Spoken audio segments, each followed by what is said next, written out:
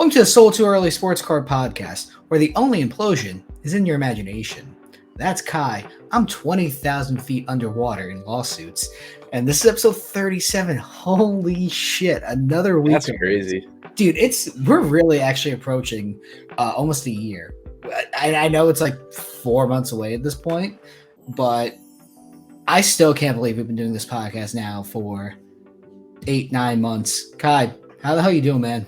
I'm doing good. It's been a long day. I got up really early today.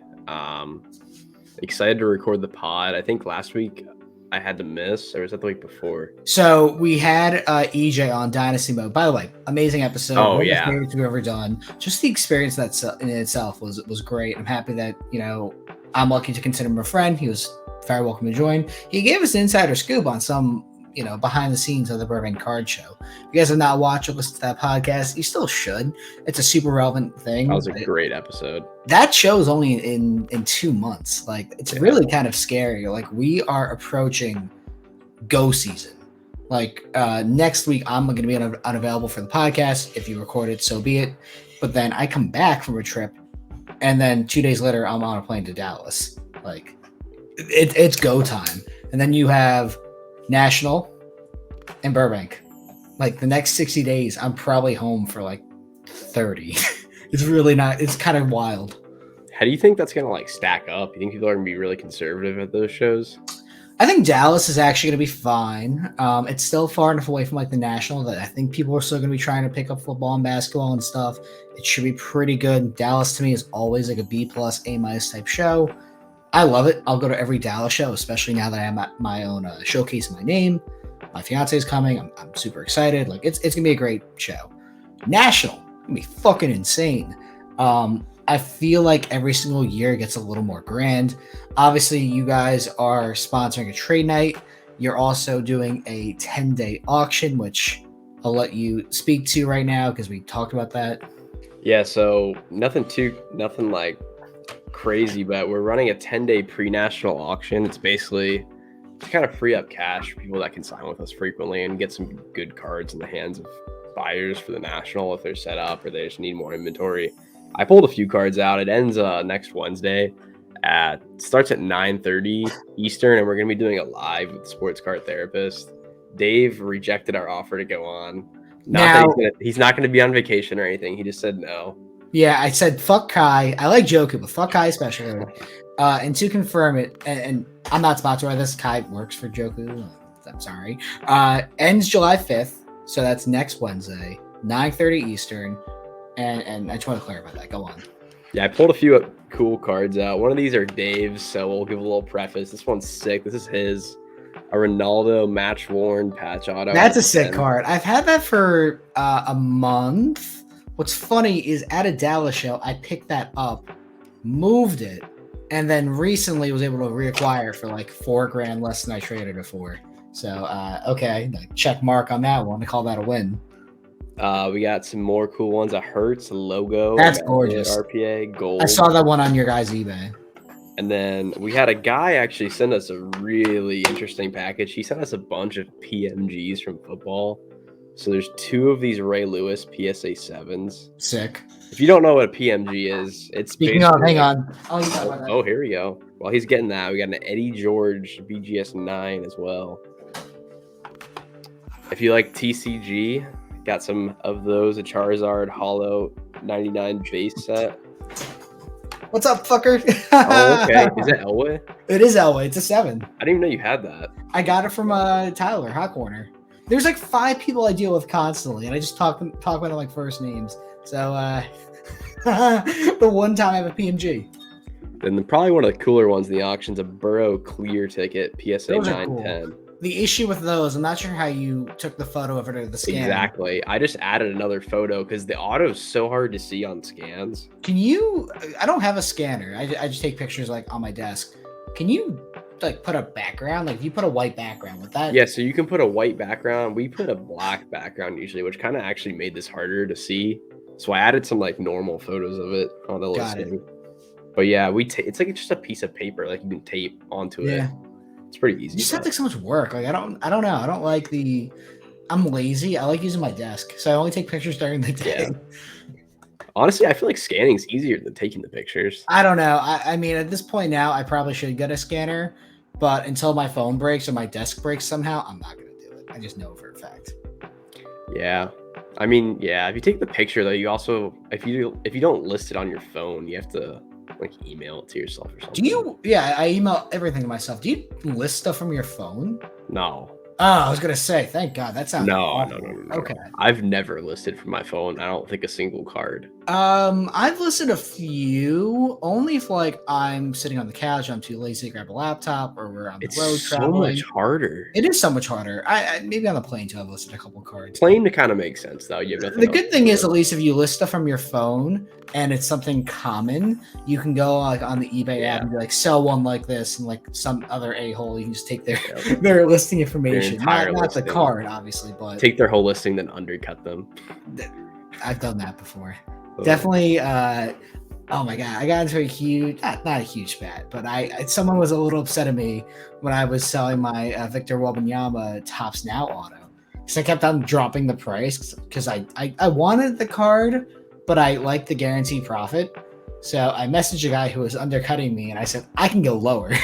And he was just mad at me. And we both ended up selling the card. We both made money. So yeah, unless he bought it for more than $2,000, I was in at like 21. I got 26. Where did those end at? They ended at 15. So I got it at 2. It got to 15. I did fine. I hope the guy opens it and gets the 1 of 1.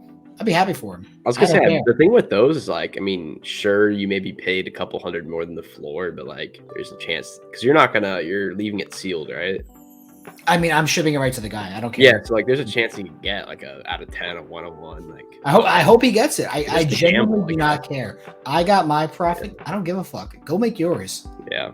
And I think that's it actually kind of leads into a conversation. We have 4 notes to talk about today. Number 1 is Veriswap. This is something that I had alluded to last week after we recorded the podcast with EJ, but before today, obviously. I downloaded Veriswap, and I have some pros and cons about it. What is interesting, and I want to note this now, one of the co-founders, or CEOs, whatever you want to call the position, one of the people who runs Veriswap DM'd me after I talked about it. So I'm sorry, or you're welcome. This is going to be an interesting conversation. Full preface, I downloaded it for 1 week. I tried it, and I ended up uninstalling it. Like that, my opinion is set in stone at the moment in time. It could change, but that is my personal experience. If you like the app, awesome. If you don't like it, this is one opinion, one perspective. Use it or don't. I don't really care. Let's talk about that. Let's talk about box breaks. And the conversation around underage gambling, because that's an ESPN article that came out earlier today on the date of recording. So Tuesday, June 27th. If you haven't read it, I'll link it in the top of the description. It's super interesting. Also goes into the history of Lane sports cards, and you know what, Lane from Layton, some of our friends. Super cool. Kurt Benkert's TikTok stories regarding autos and player war material. I'm giving you a summary of what's happening. This is a fucking intense podcast. This is my favorite one we're ever doing. Falcon Legend too. Falcon Legend, yes, the preseason god. Super cool. Everything I've seen online about him, he seems like a really cool guy. And also better at football than anyone else who's ever listened to this podcast. Because guess what? He did make it to the NFL. Like he was better than everyone else. Yep. And then 30K millionaires, basically people who just flaunt money or assets, but they actually, don't have money. And this is a phrase and something that Fry, I'm not gonna say his full Instagram name because people don't like him or hate him, one of our friends came up with, and it's really fucking funny. It's all about flaunting and like showing your worth when you don't have it. Jumping into the first thing, which is Veriswap. Kai, you never used it, so I'm sorry. You're only gonna have my perspective here. It is what it is. I think it's stupid. I don't disagree. Now, let me talk about the pros first. I actually do have some pros. I'm not going to just sit here and shit talk. Be very constructive in how I talk about this, because guess what? The fucking one of the founders DM'd me. I was going to keep it professional anyway, but you know what? I can take this as one perspective. The interface, an API. Super easy to follow, dude. A toddler can figure out how to set something up on this app.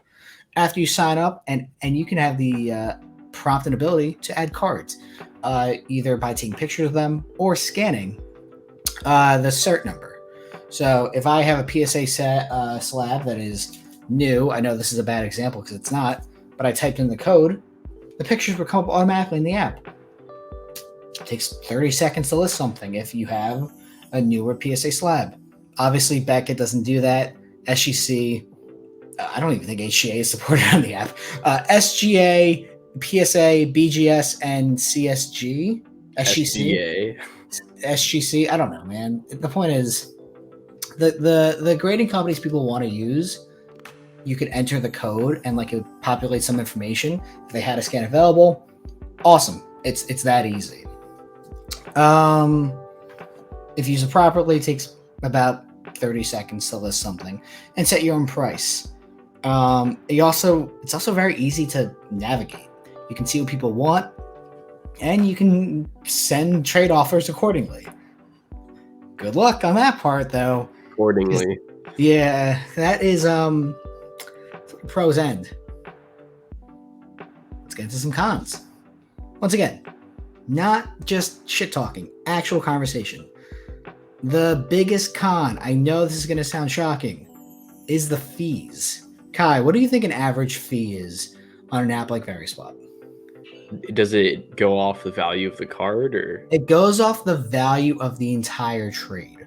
So if you're trading a $500 card for a $500 card, you are both being charged $1,000.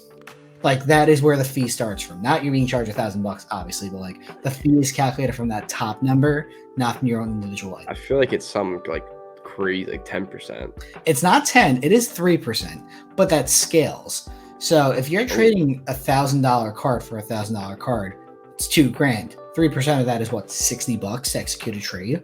It's excessive. Now, there are obviously reasons why you would use an app like this. And why they have business costs. They have insurance, shipping, handling. They want to make money. How fucking dare they, obviously. But it's a little aggressive. They're getting 6% fees overall on that $1,000 because you're paying the $1,000 side of it at 3%. Your other person paying 3%. A little aggressive. Now,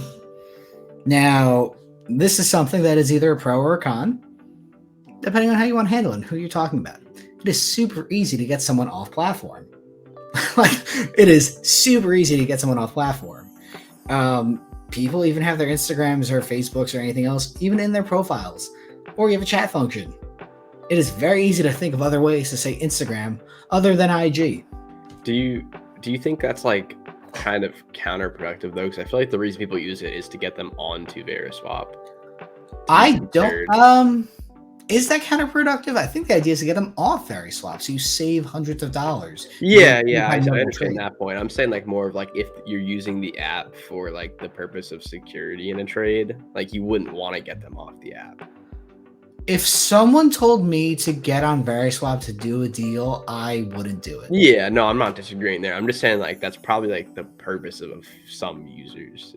Yes, and I do talk about the consumer base that would be useful for, but also I'm trying to keep this very neutral perspective because even though you and I are higher end dealers, there is a use for something like this, but it's not on those higher end cards where you're paying 6% fees because that is just, I don't know what it scales out to. It could be hundreds, if not, if a trade's big enough, I imagine thousands. What do you mean by scales out to? So I don't know if there's a soft cap or a hard cap to what someone's fees could be. What is interesting to note is the first trade you make on Veriswap, it's only $1 processing fee because that's how they want to get you in. I never saw anything beyond that point because I never made a trade. Because you just make a bunch of new accounts. I guess you could make, once again, good conversation, Kai. You could theoretically make a bunch of new accounts. This is why you talk things through. Because I'm not going to sit here and say, oh, Veriswap's the greatest app of all time. I'm not going to sit here and say it's a piece of shit. I'm just giving you my pros and cons. My pros and cons. Not yours, mine. My opinion, my perspective. Take with that what you will. because it's the only one I got. I said you can get off the platform super easily. The price tool. Now, this is an actual legitimate con. It is fucking awful. The price tool that they use for Veriswap is tied into eBay's API. So if you list something on the platform, you have the ability to see what it comps for by clicking into eBay and sold listings. However, it doesn't actually work super well, especially for rarer items. If you're listing a Shohei Ohtani base prism, I guess base prism would be fine. If you're listing a Shohei Ohtani Topps Update Rookie, PSA 10 or PSA 9, it works, because guess what? There's 50,000 of them. You can see a listing sold every other day. If you're listing anything valuable or stuff that doesn't comp so often, it doesn't work. You have to go to a third-party app or a different third-party app like an Alt, a Card Ladder, or eBay on your phone, I guess at that point, to find something that's actually comparable. The pricing tool does not work. Does it like pull in best offers correctly, or it does? It pulls in sold listings. It doesn't pull in listed unless you click out. Oh no, I meant like if something gets like someone accepts an offer, like will it correctly read that as like I don't believe so. Price? It just goes into eBay. It doesn't pull in 130 point. Or there's another listing app that did that too before. I think 130 point is back. It might have gotten shut down. There was another one. Watch count, I think. Yes, watch count. Yes, that is it. Point is, their pricing tool is bad. It is objectively bad. You can disagree with me. It's bad. And that kind of leads into another con that's as a result of that. Shit's overpriced. Oh no, how terrible. A card is overpriced in this economy? What? No, you can't control that, obviously. No one is saying you can. But when stuff is so egregiously overpriced where you're not going to get a conversation going, it's overpriced. You're not getting a conversation going. It's like when you walk into a show and you see the same cards you would see everywhere else, but they're 2x comps or 30% comps or 40% over comps. Am I really going to make an offer? Yeah, probably not. You could also add cash and trade into an offer, which is a good feature. But it's hard when there's stuff that's either common that the overcomps on or rare that you can clearly tell is overpriced. One of the funniest examples I remember distinctly in the week that I was on Veriswap was a Drew Lock Gold Kaboom rookie. SGC like 6.5 or 8.5. The guy wanted like $600. I just laughed. Like, all right, dude, good luck. Oh, that is wild. That's not gonna work, like, at all. So what are my honest thoughts before I get a cease and desist letter? I think if you're a low-end collector and for conversation's sake, let's say $1,000 is lower end. I know it's not, but let's say, because that's total value. And you aren't a major player on apps like Instagram, Facebook, or eBay itself, or even going to your local shows, it's perfectly fine. It's perfectly fine for lower end items. You will get annoyed by people sending you bad trade offers. You will get annoyed by the fees if you choose to use them and not get them off platform, which I would recommend. Obviously, I'm going to tell you to skirt the lines because you can. You're basically getting the Instagram, Facebook experience with some amount of anonymity because you don't know who people are. The best way and only way an app like this can survive is to improve the pricing vendors have. Man, what a fucking thought, right? Hey, man, improve your vendor pricing. Obviously, I have no insight into the team or founders or anything else like that other than the one who DM'd me. I would just like to see an ability or a creation of a better pricing tool. A better pricing tool actually allows people to use this app correctly and more efficiently. Because if I'm going to go off platform on eBay, Alt, Card Ladder, whatever, and check prices and be discouraged by what I see, I'm going to be discouraged by what I see. And I'm not going to bother coming back. Why would I continue to look for business somewhere where I just know it's not going to work? I think it's a fine start. I don't know how old the app is. I don't personally. It's like a year or two old. Whatever, that's perfectly fine. Something like that. Obviously, it's working. It doesn't work for my particular interests. Once again, if you're a lower end dealer and you want the ability to make deals with other people and you might not travel to shows that often, go for it. Perfectly fine. Expect a higher fee and know what your money's going into. I wrote something funny. This is such a dick thing to write. And I'm gonna quote myself because I wrote this a couple days ago. The platform at this moment is not the best for mid or high end deals, and if it is, I'll just get them off the platform and save my trade partner and I 3%. That's what I wrote. That was my conclusion. What an asshole, man! Fuck me. I'm such a dick. I have a hypothetical. I don't know if you're gonna know the answer to this, but Go for it. if you agree on a trade via the app, There is a trade back. There is a cancellation fee. You do get in trouble if you cancel a trade. Kind of what I was going to say. I was going to say, if you agree on a trade and once they receive both parties' packages, if one of the packages doesn't have the right stuff or it's damaged or something, what happens? I don't know about that part. I do know there is a fee and you get charged if you like cancel a trade after it's accepted. Like, I buyer's remorse. That's actually a pro. Good point, Kai. Well, I was just thinking if you make a deal with someone and they mail the incorrect card, do they get charged like a fee? Do you just get your package back? How do they pay for mailing your package back? Like, I don't know. I don't know. We could try that if you want. Oh yeah. Yeah. I'd have to re-download the app, but we could try it. I only get charged $1 each for the first trade. I also wonder how would that work too? What is stopping someone from just creating false comps? I've always wondered this in general on like alt or eBay. Very fair point. Like, how do you just like stop someone from creating false comps? I mean, I don't think you do. Like, what do you?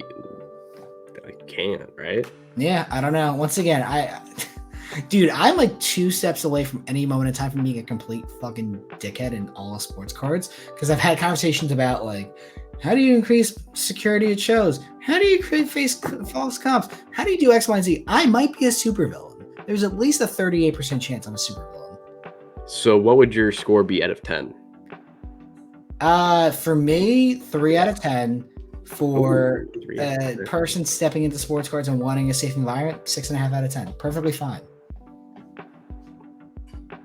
Fair. Yeah, I only try to be fair. I don't, just because my opinion is X does not mean you can't use it. I went in with open eyes. I really tried. Sure, I was overpriced on stuff, but so was my environment around me. Why would I conform to being fair prices on stuff when everything else is 30, 40% comps? You have to adjust. And if you don't adjust, that's when people send you shitty offers. I don't want to deal with that.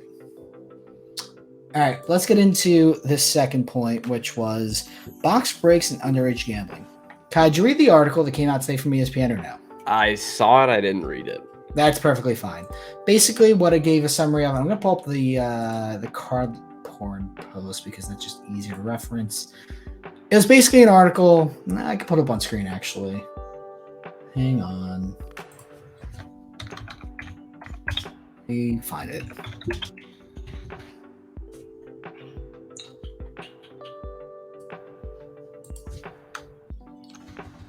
I fill the air with something while I'm trying to Google badly. Oh, man. Lots of sports going on right now. Yeah, right? How do you feel about the Atlanta Hawks being stupid? Oh, I don't even... Fuck, I forgot about that. I mean, it's whatever. Like, we had to do something to clear cap, so it's fine. So here's the article. Thank you for that filler. Basically, and a lot of the article actually talks more about the history of, like, Lane sports cards, which... super interesting, by the way. I do not know a lot of the information that was here. Lane actually got quoted in this article. So, Lane, love you, man. Always fun to get information out of you when I can. This is a very interesting article. And one of the conversations that I think comes out of it is the kind of gray legal area of box breaks, especially, in my opinion, of people under the age of 18. So, when I read this and I think about sports cards and sports card breaks and group breaks, case breaks, whatever, I fall into the opinion now as someone who's 26 who has kind of like seen the sports card industry really grow, especially from a business perspective in the last 8 years, 9 years, however long I've been in it, which is not my entire life, but as a business, my entire adult life. I'm kind of okay with the idea of limiting teens and children from joining group breaks. Now, limiting means not banning. Limiting means predatory group breaks on whatnot, Instagram, Breakers.tv, Facebook, have restrictions on what they can say and do and promote to a younger audience. And that kind of really showcases like the general theme that I understand from this article and the concerns about gambling in general, because you really are pushing, in my opinion, gambling to a younger audience. Yeah, I think it's going to be hard to really. You can like talk about it, but I don't think there's really any good way to put any sort of limitations to it. No, of course you can't put. Dude, that's the American dream, baby, or international dream, because breaks happen Well, you can everywhere. put limitations on like gambling, like actual gambling. But I don't think there's a way to like limit this. The only way I could think of is either like breakers collecting like tax information, or you signing a contract when you join a group break. Not every single time, obviously, but if you create an account with latent sports cards, you have to sign a contract. I'm over the age of 18. Kind of like you have to do on Facebook, where you just like accept shit if people still use. Well, Facebook. couldn't you hypothetically just use family members' info still? As long as the barrier of entry is higher than it currently is, I'd be okay with it. Because That's obviously, fair, yes, you're not. If you have to get a family member's information, you have to confirm that. It's a lot more work than trying. Fuck that. I don't want to do this anymore. Yeah, exactly. Yeah. Like if you make it a little bit harder, I think it would limit the amount of children who would join. And obviously, I'm not telling you that like little Timmy can't go to his local LCS and buy a box of sports cards. Fuck that kid, I guess. No, I'm not saying that. I'm saying online group breakers who are predatory, not good. I'm okay with them hurting financially because they're predatory. And that is a wide canvas of any group breaker you can think of that does that measure. Cool. Anyone you don't, that you like, cool. I'm not naming names on purpose because I don't know every group breaker. I'm sorry. It's hard to know everyone. Yeah. It's just like, it's a tough topic because like you talk about it all you want, but like I don't see anyone ever even trying to like start any sort of like movement to do anything about it. Like why would they? They're just gonna lose money. I think what's gonna have to happen, honestly, is someone is going to. Oh man, how long have you been on Instagram for, Kai? 2014. So you were around for Brandon Card's 1, right? Yeah, that was like 2016, 2016, 2017. So for anyone who is not on Instagram, like the Wild West days of Instagram, which is that's not saying much. If you're on the sports card Wild West, there was someone on Instagram named Brandon Cards 1. Amazing name, I know, up there with Sports Card Collector 11284. It's wild. I know. Anyway, this was a kid who came from a very affluent family. I think he was going to like some private college or some university, had a ton of money. Parents were in high positions of power within their respective fields. I don't remember what the titles were. It doesn't matter. This kid, they're a young adult, spent over 6 figures on items. He bought from me personally. I'm sure he bought from other people that we know on Instagram still. And he paid full comps, even higher, on plenty of items. One of the craziest I recall was like a 6-way 1-of-1 cut auto booklet of like Babe Ruth, Chrissy Mathewson, Ty Cobb, and like others. Honus Wagner. That book was nuts. I literally remember him. He would do videos where he would do mail days of like the cards he got on live, and people would be like, "How are you getting this stuff?" Like he was just binning things too on eBay. He wasn't like offering. He would just buy them outright. I remember he bought, I believe it was the Cat Logo Man or something like that, like Levine Logo Man. I don't know if you remember that one, but that was like 20. I don't. I want to see if I can find the Babe Ruth cut. He was just buying stuff out of his ass, and like, I mean, it was awesome stuff, but it was like he wouldn't even like negotiate. He would just buy the cards. I'm not gonna be able to find it in just like a 3-second notice. The point was, this guy spent 6 figures, and that's not an exaggeration. What? I think 7. $1 million? I think so. Jesus Christ. I'm pretty sure. 6 to 7 figures in 2016, 2017 money. So, a lot of money before the COVID booms and everything like that. Insane collection. This is like over like a 1 or 3 month period. I don't remember the exact details, obviously, because it's been a while. Fast forward, people start to get chargebacks. People start to have issues because eBay returns. The parents were threatening to take all the money, and they were financially able to afford the money, by the way, that they lost from their dickhead son. But people started to get up in arms. People really didn't know what to do. Eventually, what I believe happened was Live Case Breaks ended up taking the collection on consignment. I believe it was one of those companies. I think it was Live Case Breaks. There might be some that are still available on the open market. I don't remember every single card. But the point I'm trying to get to is you're going to... you're going to pull it up? I found this. Oh, my God. This is what he posted when he got busted.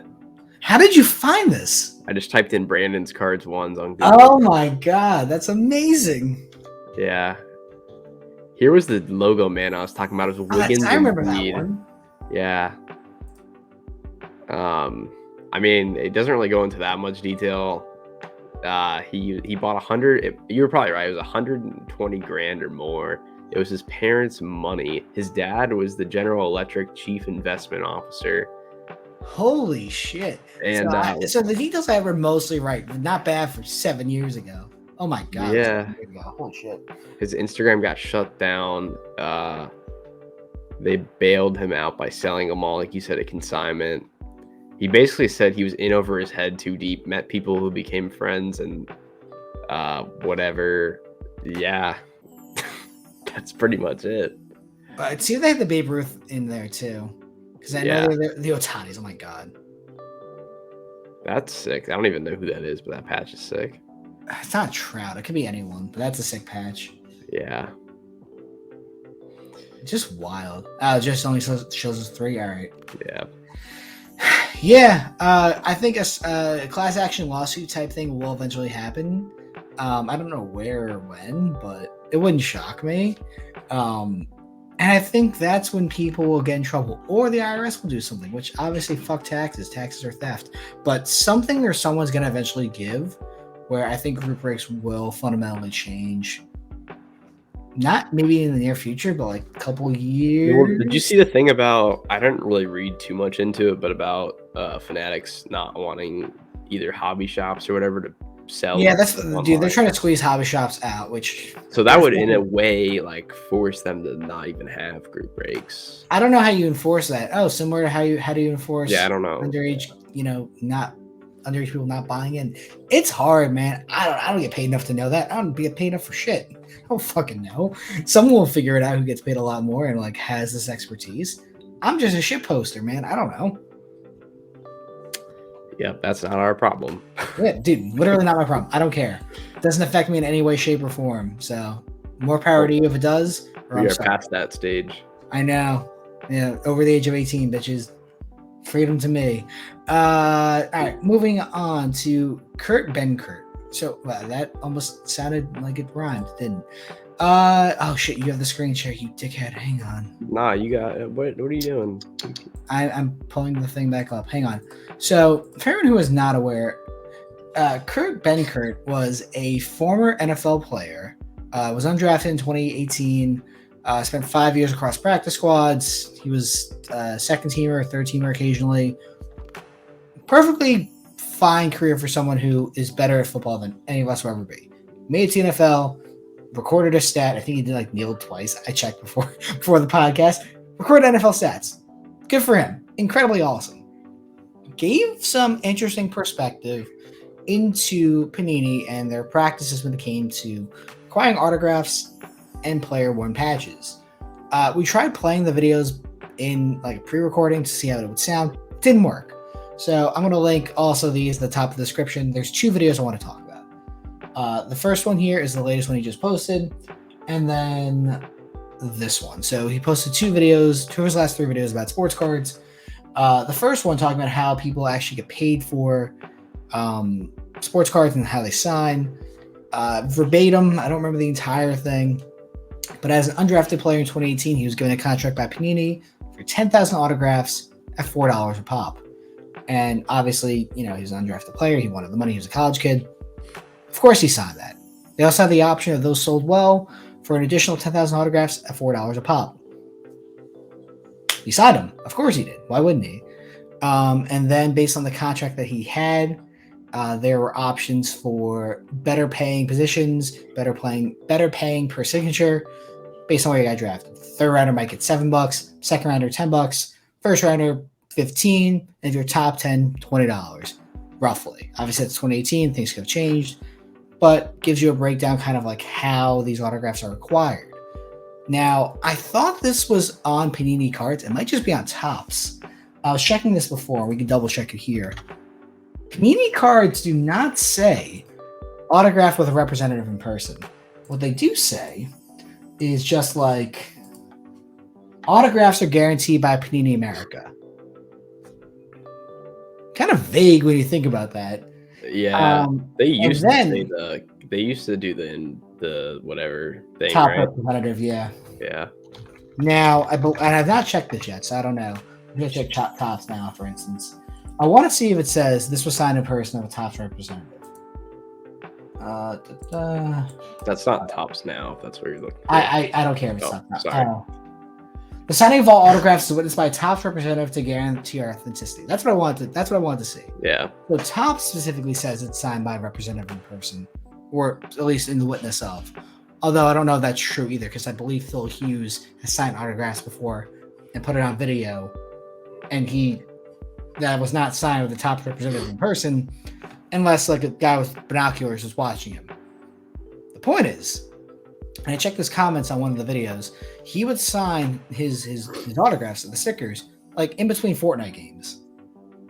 So, where you see the issues that are coming up? What is stopping someone? Maybe a famous basketball player. Maybe a basketball player's mom from helping sign autographs when they very clearly I still think those are fake. I think they're fake too. I mean, whether or not they are, you'll never definitively know. But I think they're fake. A conspiracy hat coming on. The point I'm trying to make is like, this is so fucking easy to fix. Like, dude, 10,000 autographs of a player that had a very, very small chance of being impactful. And then another 10,000 on top of that. Like, what the fuck? Why do we need that? You run into the issue of like supply and demand, or just the fact that this is fucking excessive. Dude, I wouldn't sign shit if I was a professional player. Yeah, $4 sounds nice, but I wouldn't want to do that work. If I'm signing a pro contract and I'm somehow drafted, I'm not gonna do this shit. Fuck that. I'll make someone else do it. I don't think people realize how many is like 10,000. 10,000. Like, I don't think people. Oh, I was gonna say, I don't think people realize how many signatures 10,000 is. And how much time it would take. Yeah. How long do you think it would take you to sign your autograph if you wanted to do it correctly? 3 seconds, 5 seconds? Yeah. And then, that's like... Let's say 3 seconds for conversation's sake. So that's 20 minutes if you don't stop. And then, oh my God, math. I'm about 60 again. Well, 20 a minute times 60 minutes. Yeah, so 3,600 in an hour. Well, it would just be 20 times 60. Yeah, that's exactly what's happening. No, you have 3 times 20 times 60. Oh, shit. Sorry, you're right. 1,200 an hour. And then it'd be what? 8 hours? And this is with no breaks. Your hand's probably going to kill you after 30 minutes. It'll take an entire... Thank you, Kai, for fixing my math, because I didn't do brackets. I should have done my PEMDAS. Is that what it was in math? Yeah. Point is, if you didn't take any breaks, you signed 20 signatures a minute for 8 hours, you'd still be under 10,000. Fuck that. I would not do it. That's...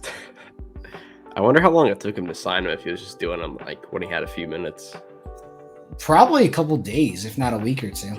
Yeah. Dude, I would not sign anything. I would sign nothing. I'm someone who collects sports cards, who likes this hobby, who loves this hobby, I should say. And I wouldn't give a shit. I would not fucking do it. I can't imagine an athlete who doesn't care, or doesn't know, or doesn't really give a shit, signing stuff. Like, Do you remember when Vladimir Guerrero Jr. was signing his stuff for Panini? And he was like tossing them on like the. Yeah, a lot of them do that, and people Yeah, get I would so do the mad. same thing. I wouldn't give a shit. Yeah. Like, I get it, and how do you fix that? Either pay them more, which good luck paying them They're still more. not gonna care about the like quality of the card. Like they're. I Gonna, know. I think it comes down to less autographs. LOL, good luck. Paying them more. LOL, good luck. Or yeah, you have to sign better contracts with these people. Like one day a year in your respective spring training, we're gonna have like Panini Day, or one half day, or every quarter, 4 hours with a Panini or Topps rep. Just sign shit, man. Just do it. I know it sucks. Just get it over with. Like, you have to have either like better negotiating, less products, LOL, good luck, or pay them more, LOL, good luck. So I get it. But you can have situations where your athletes either don't give a shit, don't sign, or not signing in the way that you intend them to, like between Fortnite games or your mother or anything else, or just straight up lying, because we know for a fact that they're not being signed by a representative in person at X, Y, and Z event. It's just not happening. Yeah, I think you said it. I think the only fix is literally to have someone represent, like they're represented that like is watching them sign them. Not gonna happen. Not gonna happen. No, sure. not gonna happen at all. Ever. They do the rookie premiere, but other than that, yeah. But how many cards is that? 500. Like maybe maybe 2 or 3 products max. Yeah, dude. All right, you're 10% of the way there. Here's your $3,000. I know it sounds cool. Bryce Young, like he cares about $3,000. Oh man, I think Bryce Young in the time since we started this conversation, has already made 10 times more than that. So honestly, yeah, more. Like fuck. Also, ironically enough, good segue, Kai, into Bryce Young, because we might get Bryce Young autographs this year, and I see CJ Stroud too. What's interesting, and you noted this before, no Will Levis. What the fuck is going on here? I don't know. I mean, I guess we'll see if they have Will Levis, if they're stickers, if they're on card, if they're like an actual box, if it's on like we don't know. Like I don't think anyone knows an answer besides the people that work at Fanatics. Now, here's the interesting question. I don't know if this is true for Bryce Young and CJ Stroud and them. Do they have Topps Now autos? I know Will Levis did, because someone showed me one today. Will Levis had a Topps Now auto? Yeah. I didn't know that was a thing for football. Someone showed me it today. Topps Now or Panini Instant? It was Topps Now. I've never seen a football Topps Now card. Bryce Young, What CJ Stroud, or Will Levis. I've never seen those. So someone sent this to me after I bought the Victor. So yeah, I mean, obviously they're in suits. Obviously, it's not like it's on card too, right? It is on card. Under 10 is inscribed. They're cool cards. I mean, they're not, especially they don't have contracts with Panini. Like, this is kind of a cool card. Yeah, I mean, it's their first auto. Well, it's not their first. It's not their first auto. Well, non-college auto. Yeah, better. Okay, so it does look like CJ Stroud and Bryce Young do have Topps Now autos. That's so what weird. The fuck is going on here? I mean, if they have Topps and they have Panini, they have to be licensing out their rights. Shut up, phone, or shut up, watch. I guess what could be happening is, because it's Panini Instant and it's Topps Now, there could be like separate instances of like the contract. Well, Fanatics owns their rights, so I'm just assuming that Panini's like leasing out their signatures, kind of. I don't know. This is weird. I don't know what to think about this. Well, yeah, I don't think, unless I'm forgetting something, I don't think we've ever seen anything kind of like this before, especially with big players. Well, that's the thing too, is like this could be how Topps and Panini try to make their money, like from these players. But I mean, obviously Topps doesn't have the license to the NFL, so I'm not sure what they can get away with here, because I don't even think. I want to see this. I want to see how they describe Will Levis. Quarterback tagged as 33 overall selection. So no mention of the NFL there. Not even like a Tennessee. Okay, selected with the 33rd overall pick the night of April 28th, quarterback Will Levis now joins the professional ranks. The senior, so it doesn't even mention the NFL, doesn't mention Tennessee. I want to see some other examples. Well, they could have said Tennessee even if it wasn't licensed, so that's interesting. I want to see Bryce Young. I want to see them mention anything NFL. And I know we're on a weird tangent here, but I'm curious.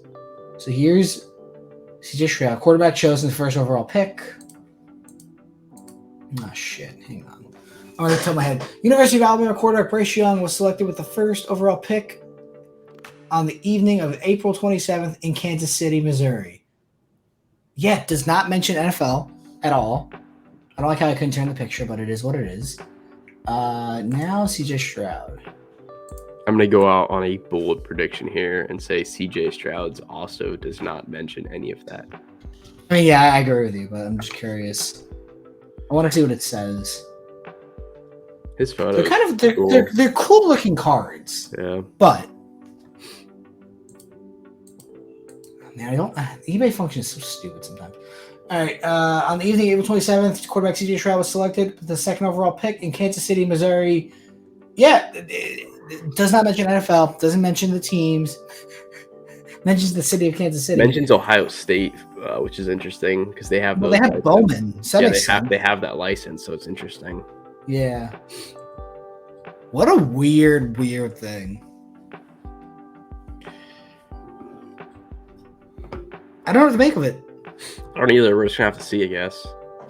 It would not shock me if there's no actual products with them. They might have the ability to create Panini Instant Topps Now autos and stuff like that. I don't know what's gonna happen if Topps continues to make these cards. It's just them in their getup going into the game. They're do not people actually want them. I wouldn't want one. This is perfectly fine. If they make more than one, it ruins this. Well, that's what I'm saying. If they go through the whole season and they just kind of make these weird ones, are people what are they gonna sell for $100? Do you actually want them? It's kind of tricky. I'm not sure what to think here. All right, last subject. I envisioned more time for this, but it is what it is. 30K millionaires. So this is such an interesting thing. These are the types, once again, not naming anyone specifically. You can figure out the people in your lives on your Instagram feeds or Facebook or whatever else. This is actually not even just related to sports cards. This is in general. People who just flaunt money or assets or things, but actually either do not really own them or have nothing else to offer in their lives. But sports cards can give you a great avenue. Dude, there are some collectors, loose words. There are some buyers who flaunt thousands, if not tens of thousands of dollars that's not theirs. They're either financially backed by someone or are just using daddy's money. They never earned it. And it's really fucking funny when you get that context because you get to see them post. It's wow, you actually earned none of this. Why are you being this way? And it's interesting because a lot of them I think want to be influencers, but they have no charm. Without getting into specifics, Kyle, what do you think about this whole situation? It's tough because I don't really care. You can make videos, you can do. I don't really care, but yeah, just maybe think about it a little more before you try to be some persona that no one really cares about. Once again, as someone who apparently is the most jaded motherfucker in sports cards, if you're someone who has no security, who has no one else around you, and you're flaunting tens of thousands of dollars or sports cards worth tens of thousands of dollars or your fancy fucking Rolex, I'm someone with a gun or a knife, or a gun and a knife. What is stopping me from robbing you if you're going to be flaunting money and assets in an environment? I don't even have to wait for you to leave the show. I can just watch and then know that you're not paying attention and rob you. Now, I'm not saying I'm going to rob you. I don't have a gun or a knife or anything. I'm obviously just incredibly fucking jaded. You don't flaunt shit. You do not put a target on yourself in any way, shape, or form. You're asking for trouble. Don't do it. Or if you are, carry fake money, because obviously it doesn't matter. Do not. I don't know. It's just like in my brain, it's like, why are you putting yourself out there in a way that you can actually get hurt? Because guess what? If someone does pull a knife on you, you're not going to fight back. You're not. You're going to give them the money. Yeah, I can't see any card collectors doing anything about that. If it happens. They just yell sheesh and get robbed. Oh god. Sheesh, is that real? As their cards are leaving their hands. Yeah, I said the same thing about National last year in AC. Like, it's going to be a movie, but it's like a slasher. Poor wordplay. Yeah, I know. I'm not proud of that one, but it was still funny last year. It's still funny now.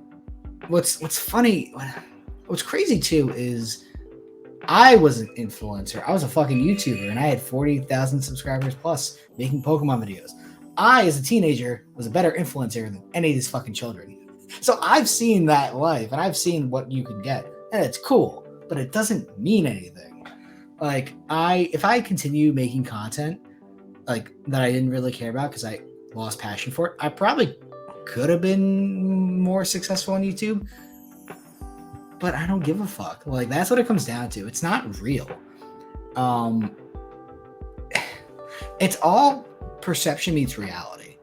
And if you're perceived as a hobby goat, you're a fucking legend, bro. Like, how much of an ego stroke do you really need at the end of the day, you know? Yeah. And I think, like, there's cases where, like, I think Ryan's pretty, like, genuine. People like that. I think there's definitely, if you just watch like a video or a clip, you can tell. You can very easily tell like the difference between people. No, I'm not. Let me clarify to you. No, I'm not saying don't make content about sports cards. We're making content about sports cards. Are we hypocrites? Probably, but no. There is a key difference between those who are making content that you can tell they actually really love and they're knowledgeable about and are experts in their field, and you can tell those who are not, who are just there with their camera crew trying to film and make crappy YouTube content that gets 300 views and sucks because, hey, they don't work in YouTube SEO and I do. I'll charge you to make your shit better. I promise I can do better than you. But guess what? They don't know how to. And it just looks like shit and it just doesn't work. I've seen influencers rise, but the quality get worse. And thankfully, you have it all on record, and you can see when they fucked up, if they fucked up, and what they paid or lost on based on current markets. Yep. I think some of them try to act like the funny thing is when they try to act like they're not getting killed on stuff just to like make the video great. But like you as an educated person who does cards is like, wow, you just paid double comps for that, and now you're trying to sell it for 80% of cost. I have a friend who at the last Dallas show absolutely fucking robbed one of those people. I cannot get into specifics here because I think they would get mad at me and I don't want to go into details. But yes, Kai, something like that happened and they put a video out there after the show. I think I'm being generic enough where I don't think anyone can tell. Maybe some people. Yeah, they fucking robbed the guy on a deal. And you just want to make a video out of it. All right, whatever. Like, go for it. You're not going to make that money back on your YouTube video. I can tell you. I worked on it. I fucking know what people make on YouTube videos. Not that much. Oh, man. I don't get it, but... Who knows? I don't care. I don't know. Dude, I think we're good. This is one of my favorite episodes we've ever done because we actually talked about a lot of interesting stuff. Remember we talked about sports? Like we were the podcast to talk about sports. We did. Nothing going on right now. The Yankees suck. Braves are good. Best team in the league. God damn it. I fucking hate baseball now. All right. Well, wake me up when like football's around the corner because this is painful right now. I love Go baseball. Giants. I love baseball, but man, this is boring right now being the only major sport. Yeah. But we almost got that preseason. The preseason hype is here. Like, it is present. People are going to get crushed on these football cards and it's kind of why I've stayed away because I don't know when the fall is happening, but it's going to. The fall's happening in the fall. The podcast here. Fuck you, Kai. I'm not answering anything else. Oh, see you guys.